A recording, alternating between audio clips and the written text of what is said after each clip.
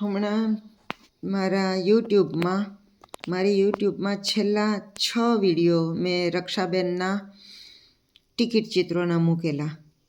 આજે રક્ષાબેનનું એક નવું જ પાસું છીપલાના રમકડાનું એ તમને દર્શાવવા જઈ રહી છું.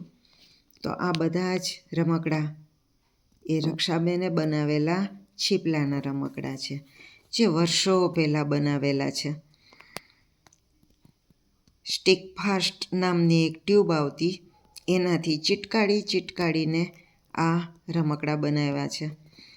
હજુ ગઈકાલે જ વસંત પંચમી ગઈ, તો જુઓ અહીંયા આગળ સરસ્વતીજી અને એમનું વાહન મોર એ બંને છીપલાના છે. અહીંયા આ સ્ત્રી એક માથે બેડા લઈને આવી રહી છે. કેવો ઠસ્સો છે એનો, રૂઆબભેર ચાલે છે. એના બેડા, એના કપડાં બધું જ છીપલાનું. અહીંયા આગળ એક ટોપલીમાં કશુંક વેચવા નીકળેલી સ્ત્રી છે. અહીંયા માથા ઉપર ભારો ઉપાડીને આવી રહેલી સ્ત્રી છે. આ પણ છીપલાના છે. અહીંયા આગળ એક છોકરી ભરતનાટ્યમ કરી રહી છે. તો અહીંયા આગળ કૃષ્ણ અને આ બંને ગોપીઓ એ મણિપુરી ડ્રેસિંગમાં છે. તો અહીંયા નાનકડો લાલો ગોઠણિયા ભેર ચાલે છે, કેવું ઊંધું ફરીને જુએ છે.